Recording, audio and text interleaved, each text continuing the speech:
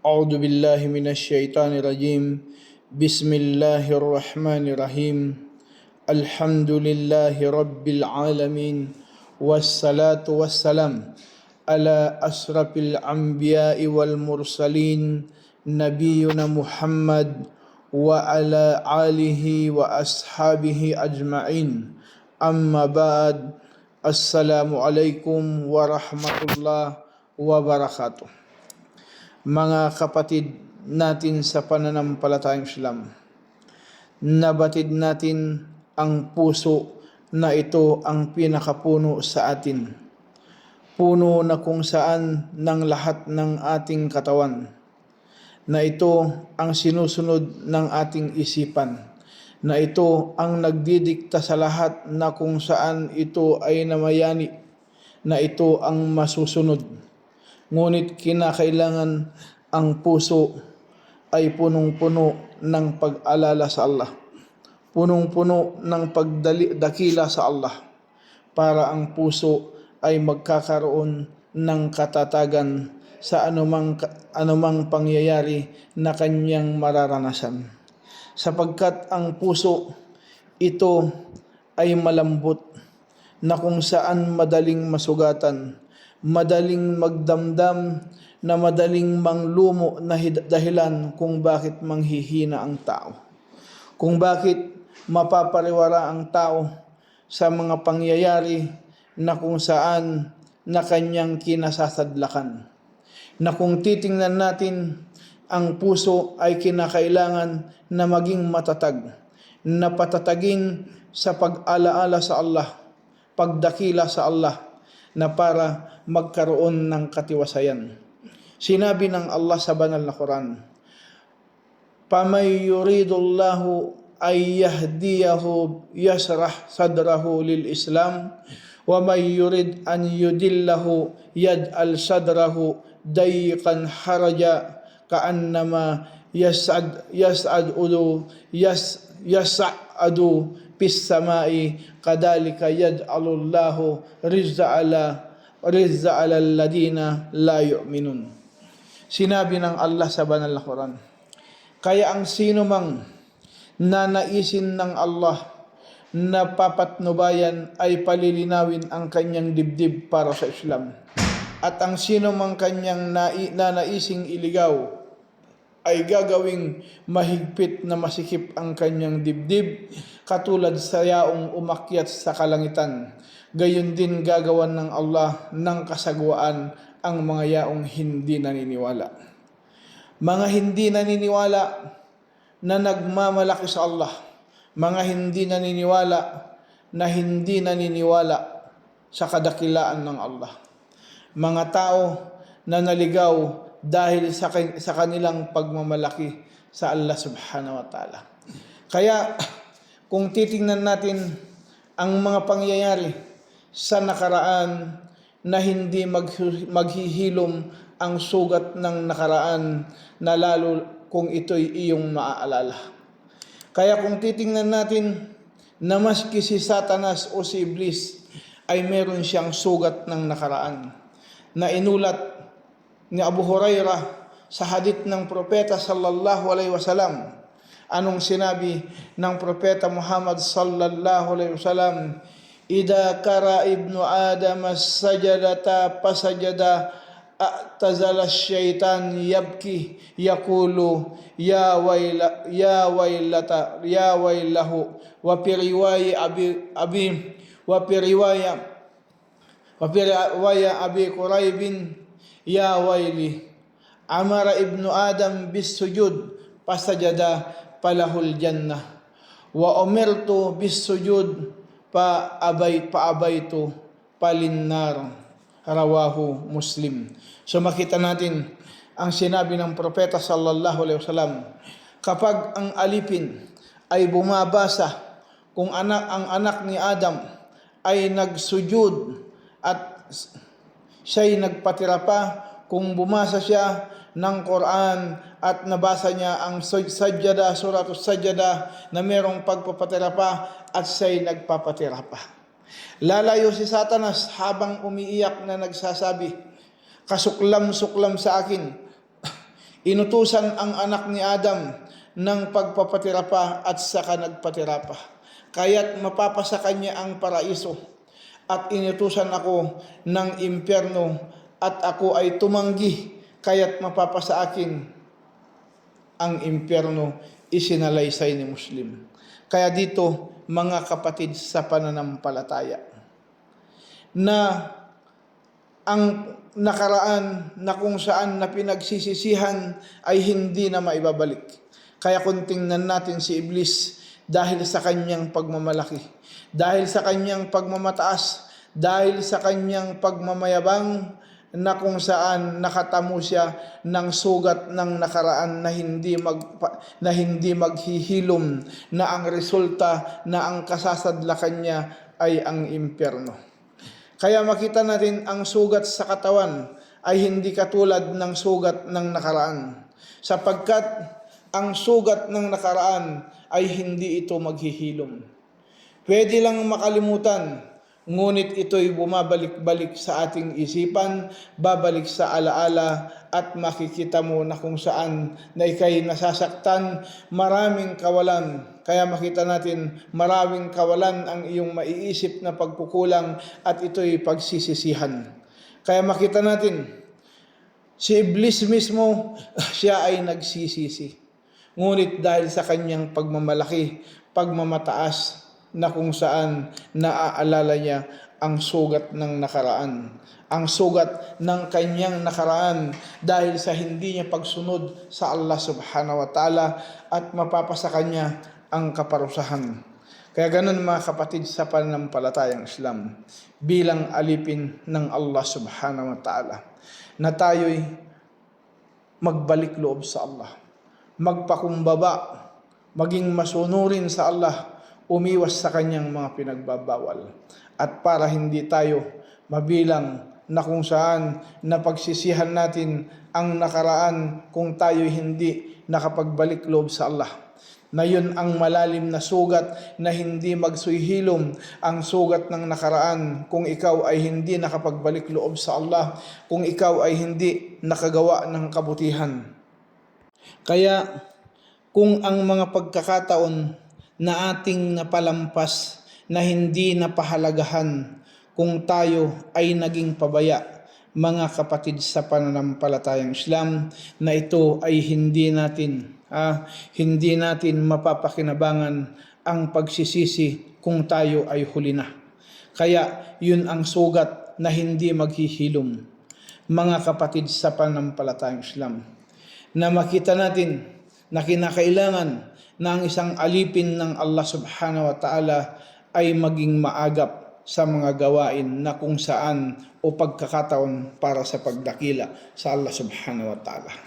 Lalong-lalo na kung ito ay makakatulong sa atin pagdating sa kabilang buhay, makakatulong sa kaluguran ng Allah subhanahu wa ta'ala, kaya huwag natin ipagpaliban, samantalahin natin ang pagkakataon at maging maagap tayo at isagawa natin ito kaagad.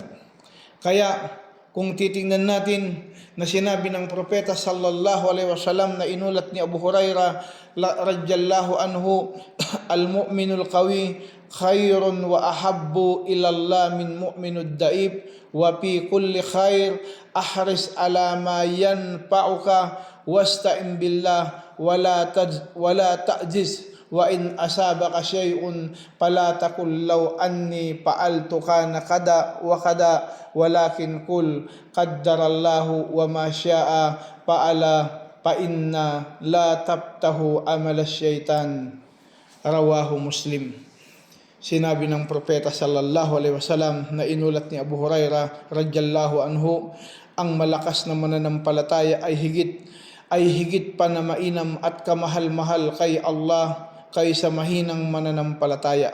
Subalit silang dalawa ay mabuti, at maging matiyaga sa anumang mapapakinabangan mo at humingi ng tulong sa Allah, at kung maging manghina at kapag dinatnan ka ng isang pangyayari ay huwag mong sasabihin ginawa ko iyon ay marahil naging ganito. Subalit sabihin mo, pagtatakda ng Allah At anumang kanyang naisin ay gawin niya dahil ang salitang kung talagang nagbubukas ng gawain ni Satanas isinalaysay ni Muslim. Kaya mga kapatid sa pananampalataya, na huwag nating palampasin ang mga pagkakataon sa kabutihan, samantalahin natin ang mga pagkakataon na yon at dahilan para karugdan ng oras. Kaya makita natin na ang sugat na hindi maghihilom ay ang sugat ng nakaraan kung atin itong inaalala. Isa sa mga nakakasugat ng nakaraan ay ang paggawa ng mga masama. Kagaya ng ating nabanggit kanina, kung ikaw ay hindi nakapagbalik loob sa Allah subhanahu wa ta'ala, ito'y pagsisisihan mo na ito'y sugat ng nakaraan na hindi maghihilom. Kaya mga kapatid, na kung saan na ang mga pabaya sa paggawa ng masama ay ito ay merong itong masamang resulta. Kaya kung tingnan natin na sinabi ng Allah sa Quran, "Laisa biamaniyikum wala amani ahlil kitab may ya'mal su'an yu'za bihi wala yajid lahu min dunillahi waliyan wala nasira." Sinabi ng Allah sa Quran, wala sa inyong kahilingan at wala sa kahilingan ng angkan ng kasulatan kung sino ang gumawa ng masama ay pababayaran nito at walang matatagpuan para sa kanya bukod pa kay Allah ng anumang tagapagtanggol at walang tagatulong. Kaya dito mga kapatid sa pananampalataya, na walang tulong na makakamtan ang alipin ng Allah kung siya ay sumamba sa iba, kung siya ay nanalig sa iba, kung ang inaasahan niya ay iba, hindi sa Allah, ang naging sandigan niya ay iba, hindi ang Allah na walang tulong na darating sa kanya.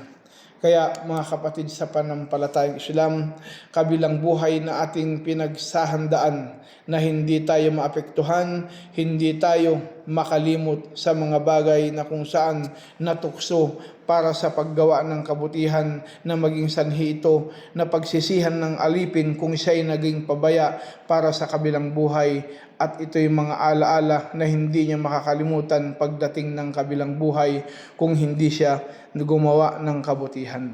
Sinabi nga ng Allah sa banal na Quran, Ida adaknaka di'pal hayati wa di'pal mamati thumma la tajidu laka alayna nasira. Sinabi ng Allah, kung magkagayon, sadyang ipapatikim namin sa iyo ang dobling kaparusahan sa buhay at doble sa kamatayan. At pagkatapos ay wala kang mahahanap para sa iyo hingil sa amin ng anumang tulong. Kaya dito mga kapatid sa pananampalataya, na kung ikaw ay nalihis na hindi nakapagbalik loob sa Allah subhanahu wa ta'ala, na makita natin na ang kasasadlakan pagdating sa kabilang buhay ay kalugihan. Kaya kung bibigyan tayo ng Allah subhanahu wa ta'ala ng mga pagkakataon na makagawaan ng kabutihan, makapagbalik sa loob sa Allah subhanahu wa ta'ala, ito ang magiging lunas sa sugat ng nakaraan na hindi maghihilom.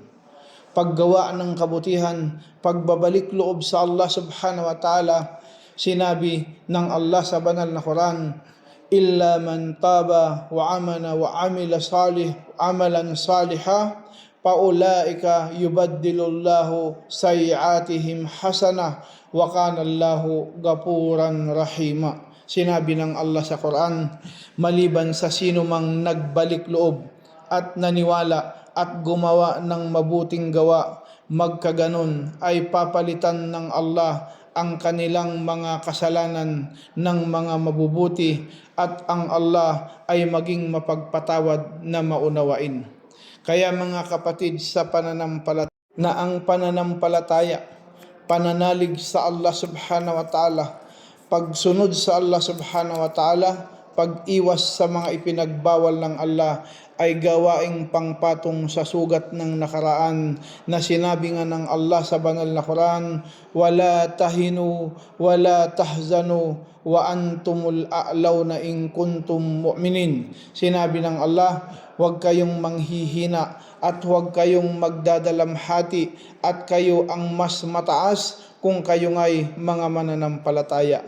Mananampalataya na hindi maapektuhan ng mga bagay na pagkakamali, bagkus ito'y mapupulutan niya ng aral na kung saan na dahilan na para lalo siyang maging masigasig na sumunod sa Allah at umiwas sa ipinagbawal ng Allah subhanahu wa ta'ala. Makuhanan niya ng aral na kung saan ang pagkakamali na pagbabalik loob ng tunay na pagbabalik loob na sinabi ng propeta sallallahu alaihi wasallam, an-naibud dambi kaman la dambi lahu, ang sinumang magbalik loob ay tunay na katulad na walang kasalanan. Kaya dito mga kapatid sa pananampalataya na kung saan na kailangan na pamalit o dito pangmalit pagpatong sa mga sugat ng nakaraan dahil ito ay hindi humihilom, ngunit na kung saan sinabi nga ng Allah sa Quran, wasta'inu bis sabri was salah wa innaha lakabiratun illa alal khashiin. Sinabi ng Allah, at humingi kayo ng saklolo sa pamamagitan ng pagtitiis at pagdarasal,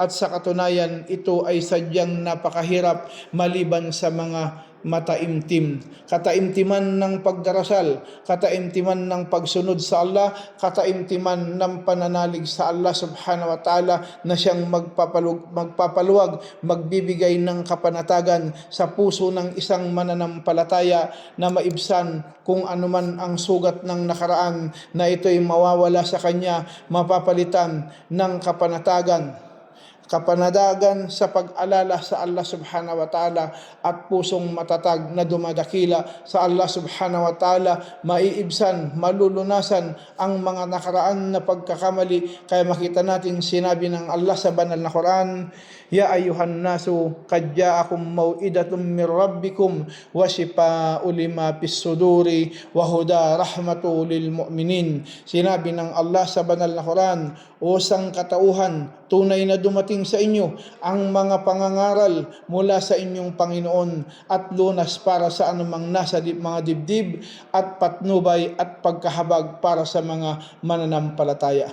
Kapanatagan, kapatiwasayan ang makakamtan ng puso na kung saan papalitan ang mga nakaraang kapagkakamali, ang mga balisa sa puso na kung saan papalitan ng kapanatagan at katiwasayan na kung saan ito'y pagkaloob ng Allah subhanahu wa ta'ala. Gagamutin ng Allah subhanahu wa ta'ala na ipagkakaloob ng Allah sa puso ng isang mananampalataya ang katiwasayan at kapanatagan na kung saan sa pamagitan ng pagbasa ng Quran, pag-alala sa Allah subhanahu wa ta'ala, maiibsan at mapapawi kung anuman ang balakid, kung anuman ang ligalig sa puso ng isang mananampalataya, maiibsan ng kapanatagan at katiwasayan.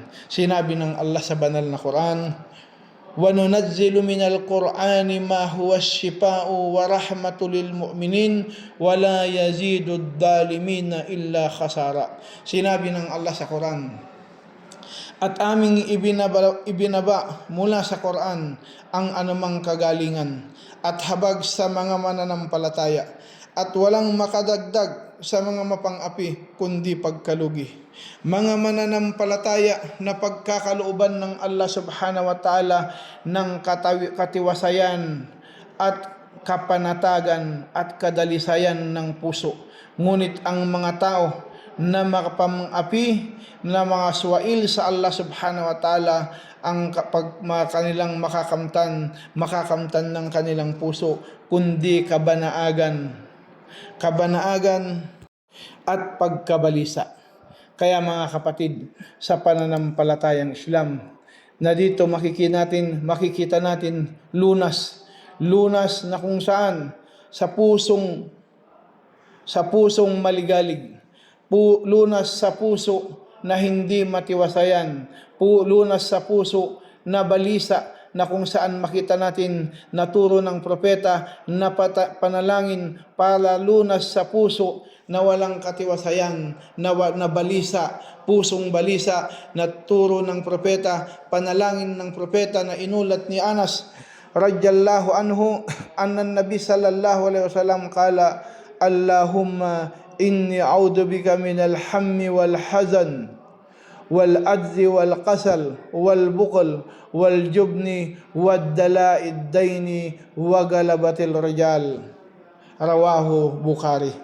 Sinabi ng propeta sallallahu alaihi wasallam na, O Allah, tunay na ako ay nagpapakupkup sa iyo laban sa alalahanin at kalungkutan at sa kahinaan at katamaran at sa karamutan at kaduwagan at mabigat na utang at pangingibabaw ng mga kalalakihan. Isinalaysay ni Bukhari. Mga kapatid sa pananampalataya, panalangin ng propeta, katugunan sa pusong balisa, sa pusong ligalig na kung saan katiwasayan ipagkakalob ng Allah sa isang alipin ang kapanatagan ng isang alipin ng Allah subhanahu wa ta'ala. Kailangan natin ng lakas upang buksan ang mga sugat ng nakaraan, idikit ang pananampalataya sa dibdib, maging alipin na mapag-alala sa Allah subhanahu wa ta'ala, maging alipin na dumadakila sa Allah subhanahu wa ta'ala, maging alipin na may takot sa Allah subhanahu wa ta'ala, maging alipin na sumusunod sa Allah subhanahu wa ta'ala.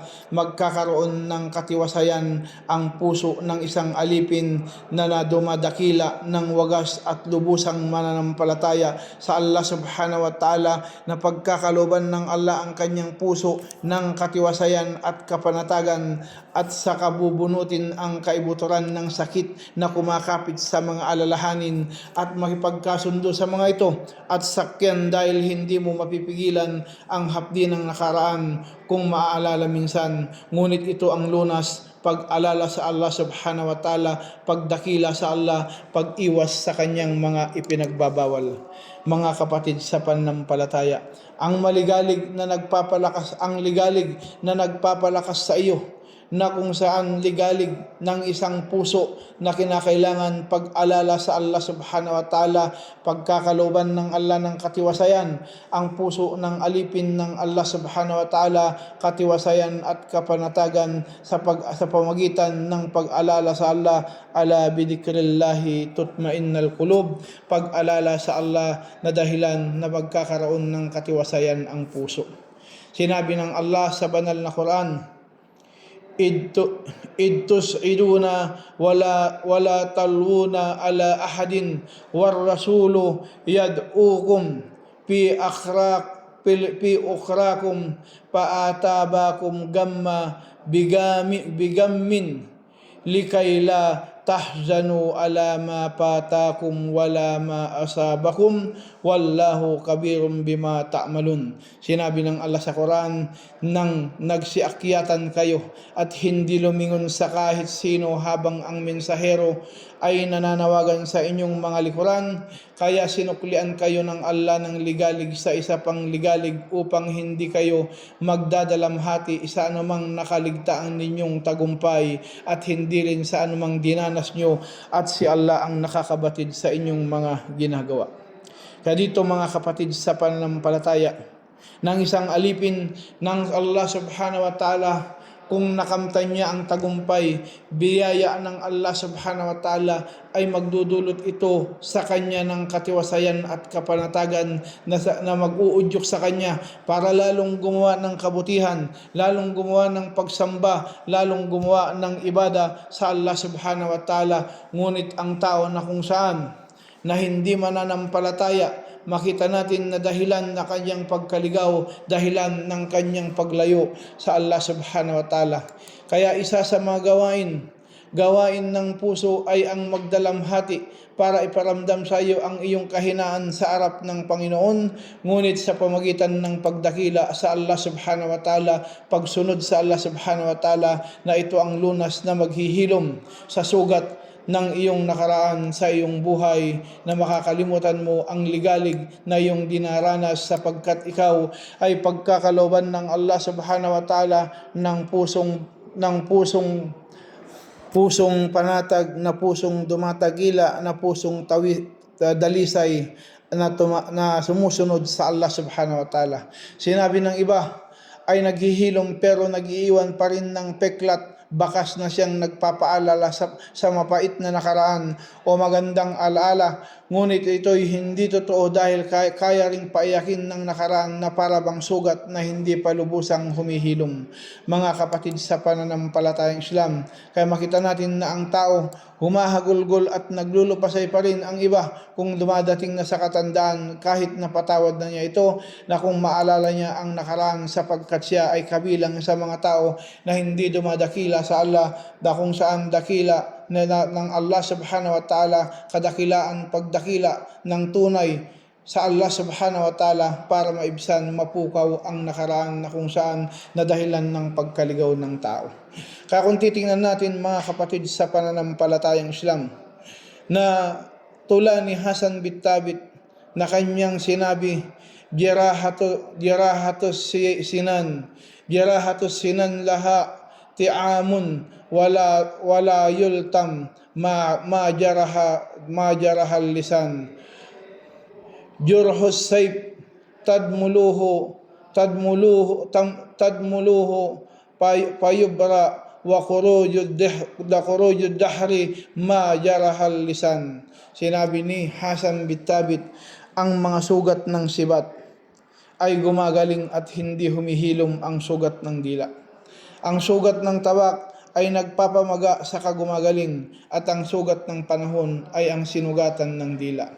Kaya dito mga kapatid sa pananampalataya, ito'y maghihilom kung ikaw ay dumadakila sa Allah subhanahu wa ta'ala, kung ikaw ay sumusunod sa Allah subhanahu wa ta'ala, at kung ikaw ay may takot sa Allah subhanahu wa ta'ala. Kaya maging abala tayo sa pagdakila, pagsunod sa Allah subhanahu wa ta'ala para makamtan natin ang katiwasayan ng puso, kapanatagan at kadalisayan na ipagkakalob ng Allah na pusong dumadakila sa Allah subhanahu wa ta'ala na magtatagumpay dito sa mundo at saka sa kabilang buhay.